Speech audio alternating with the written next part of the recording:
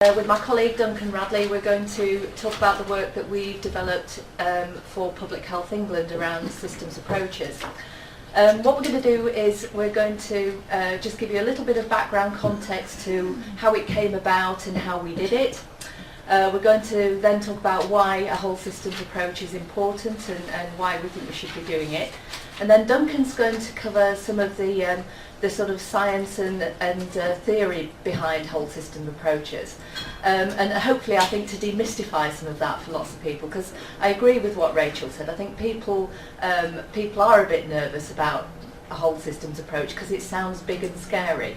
But trust me, Duncan can make it sound much more accommodating than that. And then we're going to go on to do a couple of exercises that we've developed as part of the programme that we published in July. And they're quite simple exercises. It's not a case of trying to produce something perfect, but it's a way of giving you a flavour of what the material that we've developed and the process for England, how it would work, and potentially how you could use those tools here.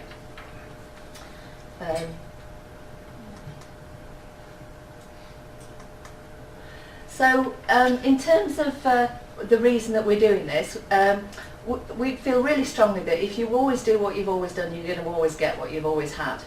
And as a consequence really of some conversations in England post the public health reform in 2012-13, the Association of Directors of Public Health asked their colleagues at Public Health England to look at putting in place a framework for helping people to undertake a whole systems approach, recognising really that in terms of overweight and obesity, we'd been chipping away, doing some great work on the ground around food policy and healthy weight services, but we weren't achieving a shift in population levels of weight.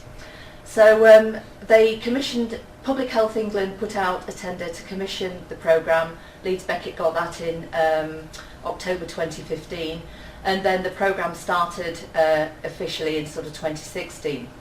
We were tasked with working with some local authorities in the England context. So we worked with a London borough, a district council, a county council and a unitary council from across the country. And the task we had really was to co-produce a process and material with those authorities.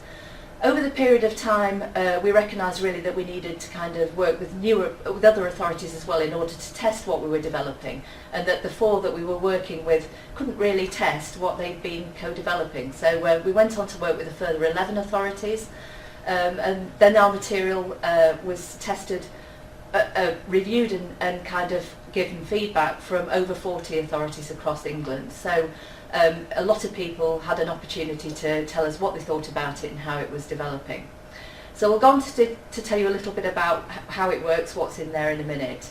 But first we're just going to talk a little bit really about why a whole systems approach. And I think, you know, Rachel and her colleagues have already set the context for the Scottish situation, and you know, you've got a very clear line of sight on whole systems here, which isn't the case in England. And I think we've been really impressed over the last couple of days with the awareness of people across a whole range of organisations about the whole systems approach, and how they're as keen as mustard to get involved in it, which is fantastic. So in terms of what are the benefits of a whole systems approach, I think we start really by thinking that firstly the effect of collective actions is going to be greater than the sum of individual actions. And the whole systems approach identifies, implements and aligns actions that have a wider impact across the local system. It maximises all the assets in the local area by bringing together resources, getting people to share their resources and bring the particular strengths of different agencies and communities. It supports a community-centred approach to reducing health inequalities, which involves local communities and in particular disadvantaged communities or groups, and it better reflects the local realities to enable health improvement and improvement in well-being. The approach develops transferable workforce skills and capacity, and as Rachel said already, you know, we know many of you in the room have the skills and experience to be able to take this approach forward, and I think you're really well placed to do that. And I think the material, whilst we produced it around obesity for the England context, it's very transferable to other public health problems and to other settings as well. It reflects the local leadership role of local authorities, but at the same time it encourages local authorities to be working in a more facilitative way and in a less kind of top-down way, enabling reach by working with and through an extensive range of stakeholders and not just kind of like taking control of everything from the local authority perspective. And finally, it recognises the potential of all partners and their contributions. So, for example, NHS organisations, the various teams within local authorities, education, business. It's great to hear that we've got some people from transportation and other parts of local authority organisations here today. And of course it includes voluntary and community organisations within that as well. And in the development of the material, we didn't work directly with communities and the public, but some of the authorities we work with have very strong community engagement programmes, an area-based working activity that supported the work they were doing. And from what we've heard while we've been here, that's clearly a strength in the Scottish system as well. So in terms of the benefits of the approach, a local whole systems approach supports health in all policies approach. That's something that's already happening here. It draws on local authorities' strengths and supports their leading priorities. So it underpins the priorities that all organisations have in terms of economic development, health and well-being, improving environment and public space. It underpins all of that.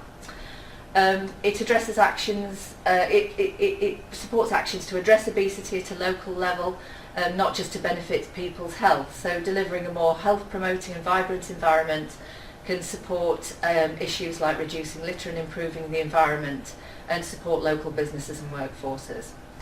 And finally, maintaining a healthier local workforce can also have positive impacts in the longer term in terms of employability and productivity within local populations and the demand for social care.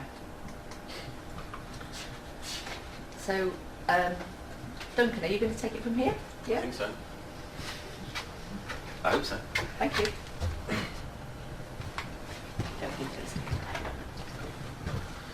Right, so I get the geeky bit to do.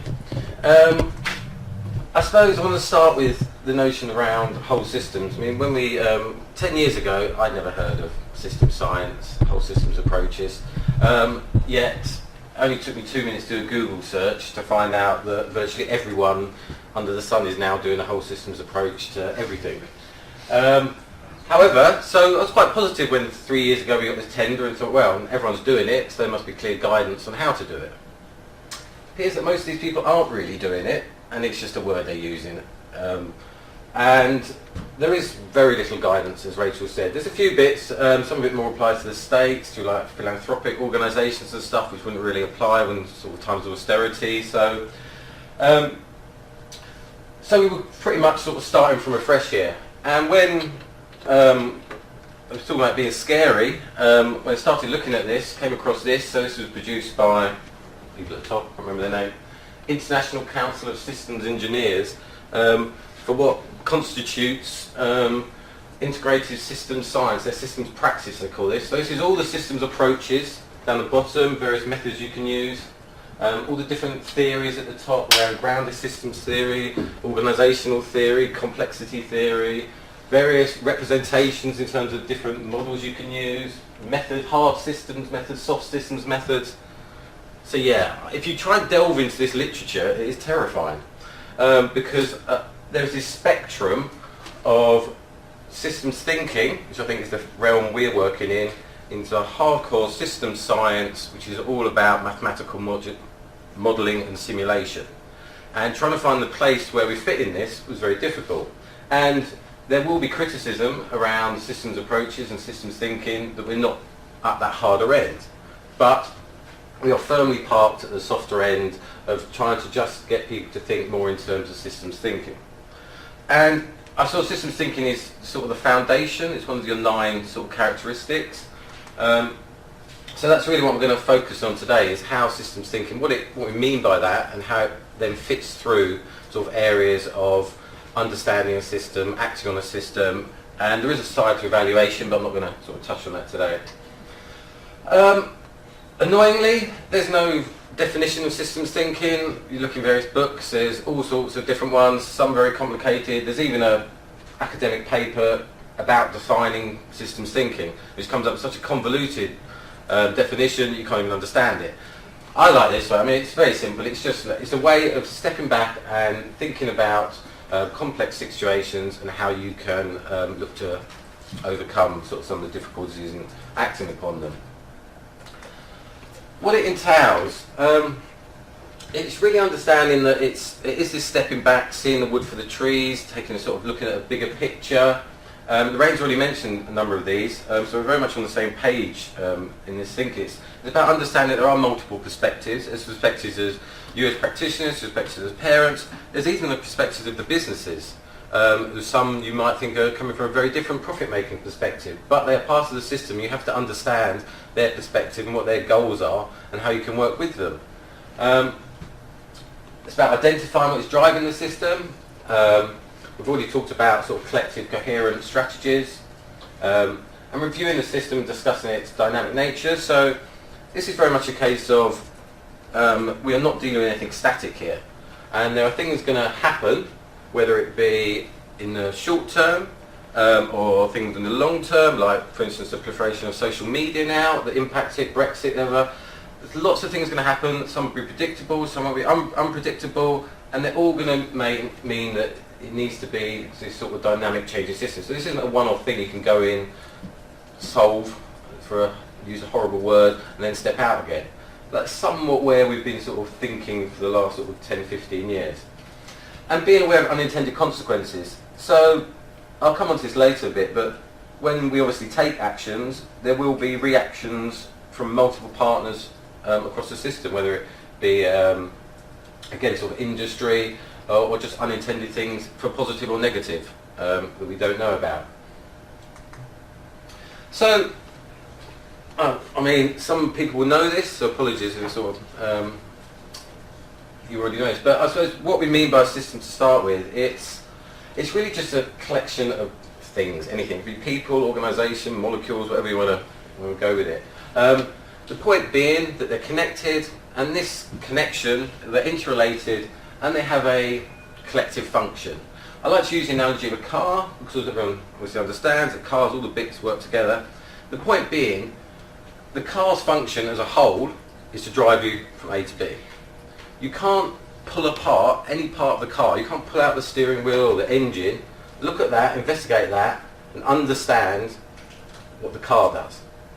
But this is exactly what we do in our reductionist sort of scientific methodologies when we try and do RCTs on one little part of the system and try and see how effective it is. We essentially try to make the engine as good as possible, but ignore the rest of the car. And then we put it back in the rest of the car and go, oh, it doesn't work. When I take an engine from the Bugatti Veyron, stick it in my Suzuki Swift, I'm going to crash, probably die. Not a good thing to do. And the problem is, it's obviously within the car, you've then got lots of different subsystems, as we have. As Rachel showed with the foresight map, there's lots of different subsystems that people work on in this. It's not just one big thing. I'll go over that. Right, so in terms of that, sort of some of the theory. So what does this mean in practice? Well, this is again from Rachel's work, sort of the three areas in terms of practice. I'm first going to talk about, well, how do we understand the issue? And it's really important of how we approach sort of defining, I suppose, obesity or whatever complex issue you're sort of dealing with. But before I go into that slightly, we've got to understand what I mean when we're talking about complex systems, because it's complex adaptive systems is the word we're constantly using. So I want to explain what I mean. If you think about baking a cake, well, this we term as basically a simple system. The theory being, you've got your ingredients list, they work in the same way, and you get a predictable result. You don't need really any expertise in that. The theory being, it comes out the same every time. Obviously, not always the case. Not when I do anyway. So that's just a simple system. We then have complicated systems. And think of this like a rocket. So obviously here, it's still lots of more parts, you need lots of expertise now. But it's still interactive, but interacting in a way that's knowable. There's known cause and effect here. You can test it, you can do experiments, you can try one bit of the rocket, manipulate it, and you get the same result every time. This is knowable cause and effect. And this is the realm we generally like to work and do our research in and sort of live our lives in. We like to think, yes, things are complicated, but we can overcome them and we can solve them and we can test them and get a solution. Think of complex systems more like raising a child. So obviously unpredictable. There's no transference from context to context, even within the same household or the same child.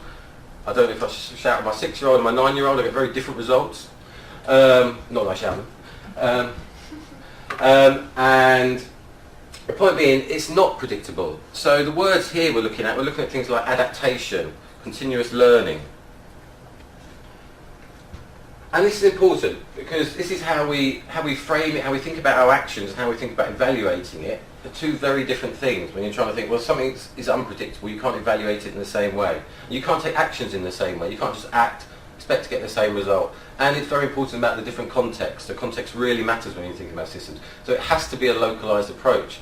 We can't just go in, which was part of the learnings when we developed the whole system project with the local authorities that we initially worked with. Thought we were going to go in, give them a bunch of actions, and come away again. We were just going to evaluate it. Well, that was never the intention. It has to be driven locally. So this is, in terms of defining it, thinking about how we sort of use, and this is very much how we use systems thinking to change our conceptualization, our framing, our defining of the project. We sort of demystifying all the systems thinking, what it means in very much practice. So this is the standard logic model which I'm sure people have used. Very simple, great for simple, even complicated problems. It's a very linear approach where you get to an outcome.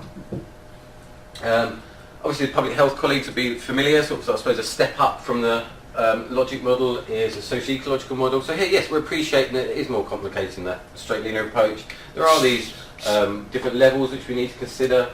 But what's lacking here is a real sense of the interactions between the different levels and how they're all connected. So we use, our method uses, and we're very fond of systems maps because all you can see here is the interconnections. It just literally jumps out at you.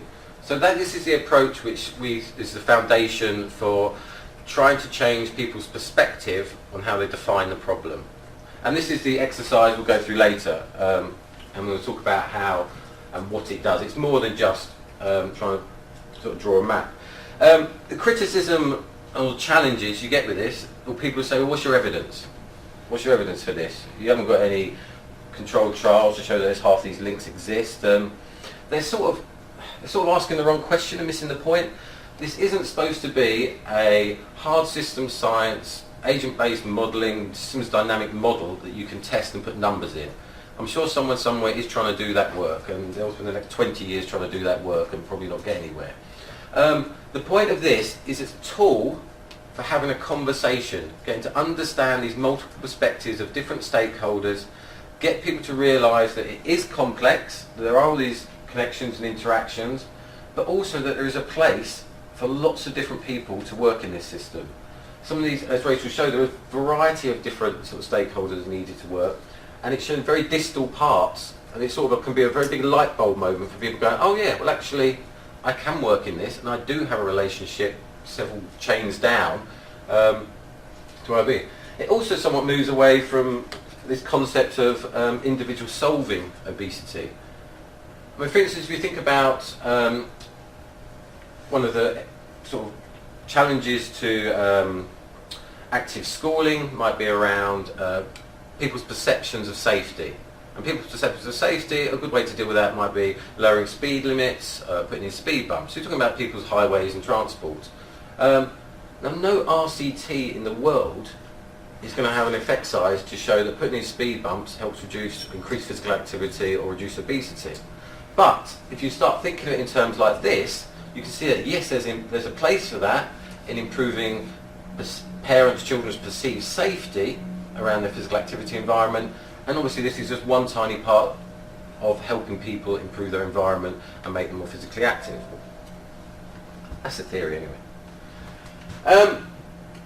So unintended consequences. As you can imagine, with there being so many interconnections, there is this notion that when you do stuff, it is going to have such a ripple effect. So it is important to see or be appreciative of what the unplanned outcomes, and these can be positive or negative. The difficulty is that they are unintended, so you don't necessarily know what they are, but framing it like this, because you've got the interconnections, gives you a much better opportunity to at least be aware of the other groups that might be affected, be able to have a conversation with those groups, and when you've taken an action, they're aware of it and they can come back to you and say, yes, actually this has affected me in this way. Or it hasn't, it's been positive that we didn't foresee. I have a little video which I'm going to play.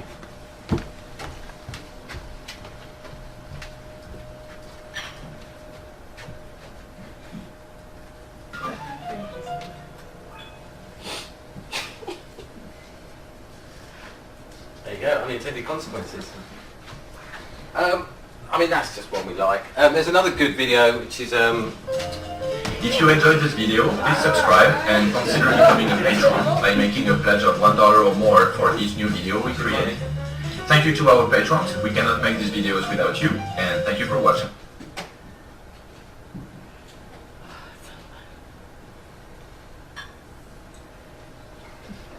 So I said, there's another great video if you haven't seen it, which is how wolves change rivers, which is about, I can't remember what forest it is, do you remember?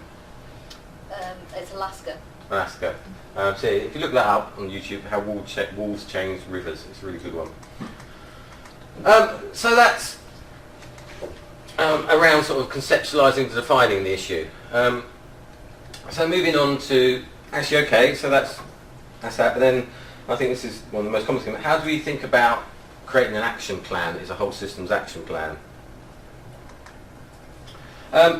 Before I go on to that, I wanted to sort of put this up. This is some work we've recently published when we were doing the sort of work for Public Health England. So basically, what we've got here, we've got the wide determinants of health model, Darwin and Whitehead on the left, sort of the various wider conditions, living and working conditions, right down to sort of biological factors. And in the red, we have all the causes from the foresight map of obesity, and from 5 different stakeholder workshops, about sort of 100 people, the causes they wrote down as part of an activity, so they sort of bumped up by another few. Then we had 10 local authorities who were interested in what actions they were currently undertaking. So we got 10 local authorities to send us all the actions they were taking around obesity and mapped them in the green. And as you can see, there's still, which isn't necessarily surprising, this huge proliferation of targeting individual lifestyle factors is where most of our effort is being applied. Where obviously we can see that we quite clearly know that this isn't where the greatest causes are for obesity. Right, why is how is he stuck an iceberg up there?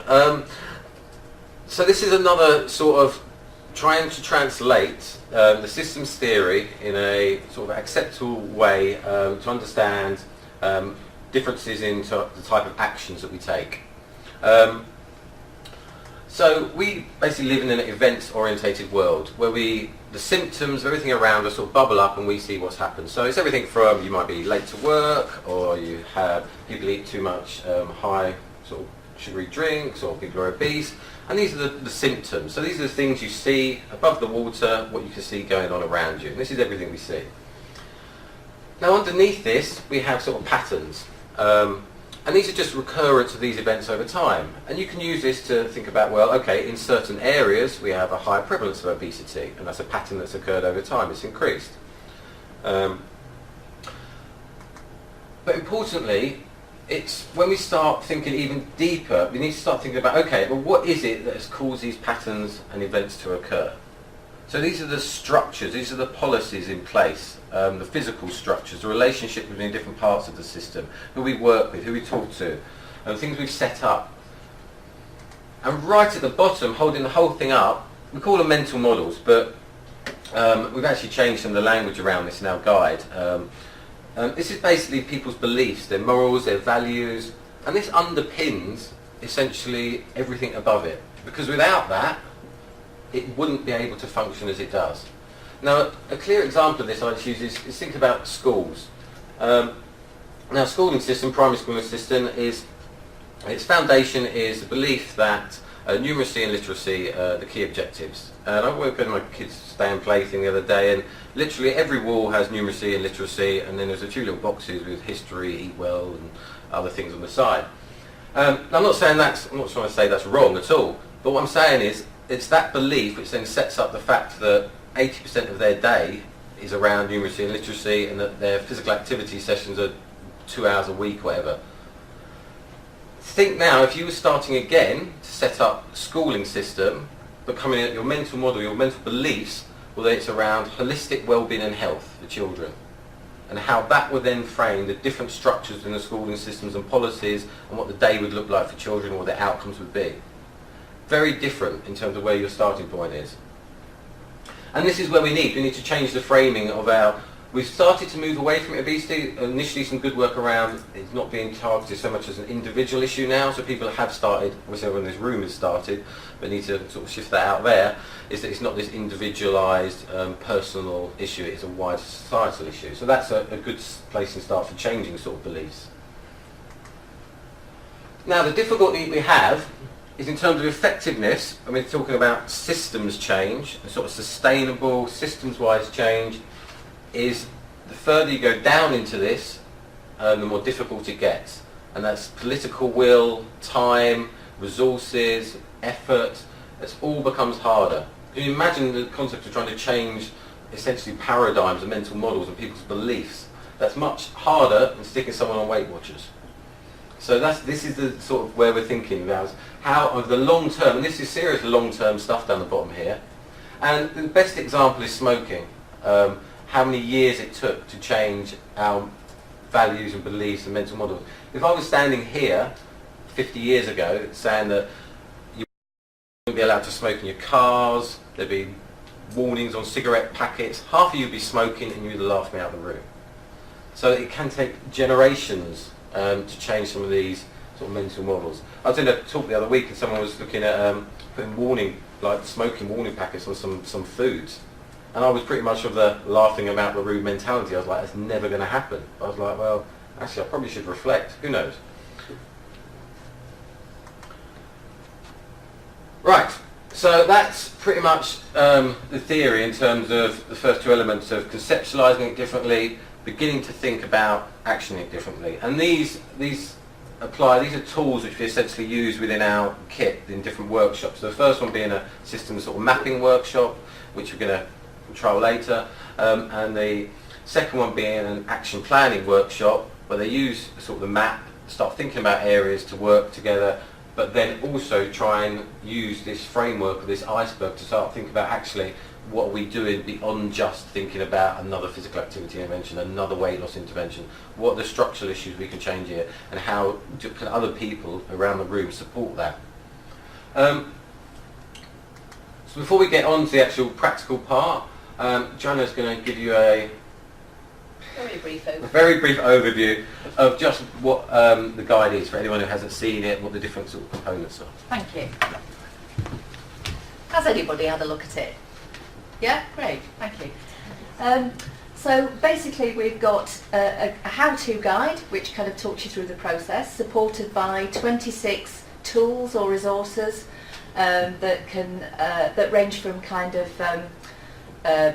spreadsheets to help you sort of produce an action summary, network analysis tools, so a broad range of things, and some very sort of simple practical things like, you know, how to run a workshop for people who don't know how to run a workshop. There are some people who are quite less confident about that. Only we also published at the same time a learning report which was really about an evaluation of the process learning that we undertook.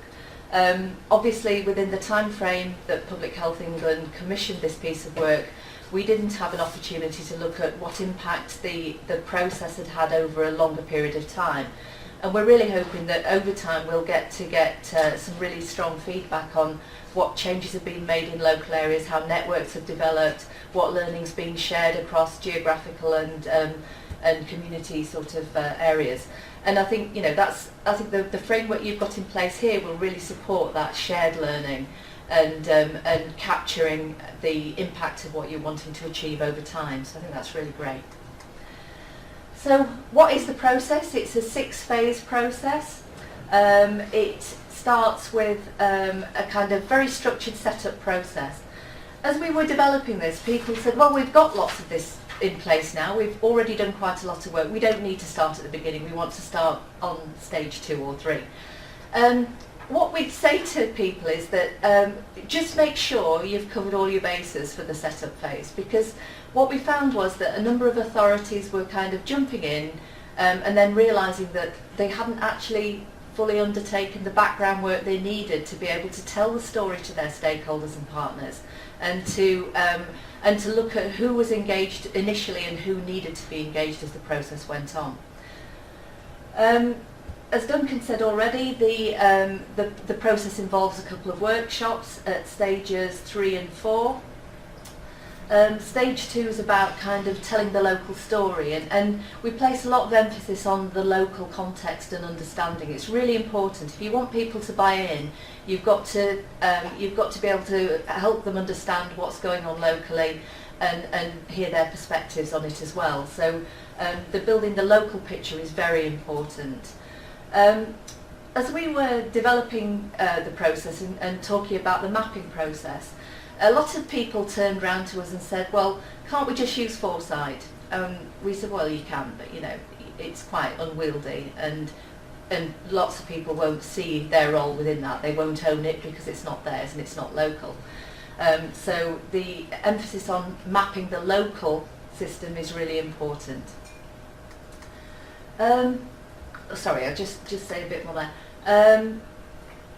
We're going to talk a bit about the activities later on. As this work progresses, the people involved in the process change over time. They change because some of them move on and do different things, or they change because they suddenly see a role for themselves and they want to be involved in what you're doing. So being able to manage the system over time is important too, and I think again, you need to be mindful of the structures you want to have in place for the longer term. You've got to keep people engaged in the process, so you've got to have some short-term wins, you've got to have some longer-term goals for people to be involved in. And you've got to find ways of connecting with your network and sharing information. So it's not just about having meetings, it's about how you communicate with people outside of meetings, and how you keep really key people that are going to be the ones with the influence to make changes and to allow resources to be involved. And some of that you have to do by kind of literally going and knocking on the door and telling them how it's going and where you're going next. Going on to think about what impact you're making, what changes are happening within the system. It's really important to keep reflecting on that and looking at how things are changing where there are challenges. So for example, you might have come up with some great ideas and started some actions, but if they're not working, you need to come back and think about how they need to be adapted over time, how they need to be aligned with other actions within your plan, how you need to engage other partners in supporting delivery of those actions. So that kind of reflecting and refreshing the work as you go along is important. And as others have said earlier, this is not something you do in 6 months and put away. It's something that goes on over, we would say, a year to 15 months to kind of work through that process and have enough time to review what progress you're making. So the first phase then, the key thing really is securing senior level support and establishing a governance structure. Many of you will have got local networks and groups in place already. A lot of my personal experience working in local government in South Yorkshire and the NHS prior to that was that we thought we were doing great stuff, but loads of people didn't know what we were doing. And you really need senior champions on board to be able to help tell the story about what's happening already and where you want to go on the journey. And for the authorities we work with, that was about engaging politicians and senior leaders in a range of organisations, not just the council or the local authority, but in other stakeholder organisations as well. Those people, those senior people, have the power to unlock resources. I know that all authorities are struggling with budgets, but you know, it's not just about money, it's about capacity and energy. And senior people can get behind this and support people to be involved in it. That's really important. You need a small number of people who are going to drive the process. This is a big piece of work. It involves lots and lots of people, but you've got to have a core team of a handful of people who are actually going to make it happen. And I think your early adopters process are setting that in place at the moment, aren't they? And as I said already, having the accountability, advice and support of a group of senior stakeholders is really important. So not just one organisation, a range of organisations and partners. So building the local picture, over the time we've been developing this, we've seen lots of authorities tell their stories in different ways. And from having rather dull sort of pages of graphs of childhood obesity levels over time and things like that, to kind of more animated ways of telling the story. And that's quite important if you're trying to engage stakeholders who don't see obesity as their primary problem and their concern. So it's about making it impactful, helping them to understand what the impact of obesity across the wider system is and why it's relevant to their agendas. We've worked on developing a network tool, which is a really useful way of seeing who's currently involved in the work that you're doing, and understanding who some of the key players are. What we've seen with that is occasionally we've seen that there's one individual who's holding everything together, and if that person goes, and they did from one authority we work with, that means that somebody else has to try and pick it all up, and if they don't know who the partners and stakeholders are and could be, then they're struggling a little bit. This is kind of a simple tool. All you have to do is kind of email people and ask them who they connect with, who they talk to about what they're doing. It also shows where you haven't got senior accountability. So you might find that you've got somebody who's talking to lots of people, but they're not talking to the senior people that can have that impact on resourcing and supporting what you're doing. And you can do that at the beginning of the process and into the process to see how things are changing over time. Duncan's talked a little bit about this already, building the local picture in terms of what actions you're taking place, things you're already doing and what impact they might be having. So, you know, I know because I commissioned a range of services that the impacts of individual bits of the services weren't necessarily known across the system. That's a useful way of doing that. And you've got to work with your colleagues to sort of develop a local vision, and we're going to go on to talk about this in the exercise in a short while, so I'll not spend too much time on that. Duncan's already talked a little bit about actions at the different systems levels, and we're going to come back to that later on. As you can see there, the example we've got is, sorry, I can't quite see across there. Yeah, the fast food outlet theme, where we've got activities at the events level, the system structure level, the system goals and system beliefs. And we've got a framework within the material for sort of collating that information and sort of sharing it and developing it into a plan that can be shared across the system. Phase 5, about managing the systems network, as I've already said, really it's about sharing the vision and maintaining it, so everybody being on the same page about what you're trying to achieve and how you're getting on with it.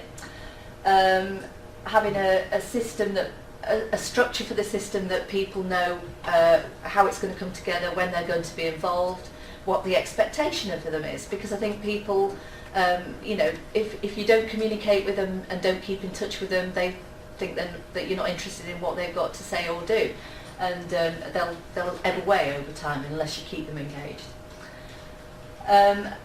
It's important to get your first system network meeting up and running quite quickly. With some of the early pilot authorities we work with, over a period of time they lost some of their partners because they weren't progressing as quickly as they needed to. that's something that we reflected on in the learning report as well. So there's different ways of having systems, structures and networks. So in some authorities it was the whole geographical area. In others they worked across specific themes within their actions, so they grouped their action plans into 2 or 3 themes and managed their structure around that agenda. Others have had kind of like big stakeholder engagement events on a regular basis, 6 monthly or annually, something like that. But it's fine having that, but you've got to communicate with people in between times.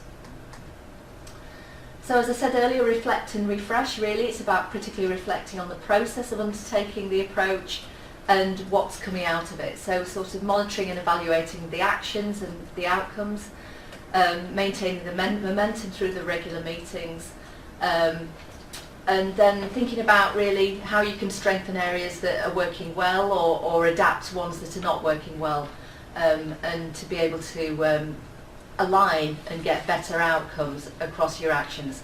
I mean, you can discover in this process that there's several partners or stakeholders doing similar things, and by aligning what they're doing you can get more for them and more for the communities that they're working with. So it's a way of getting people to work better together.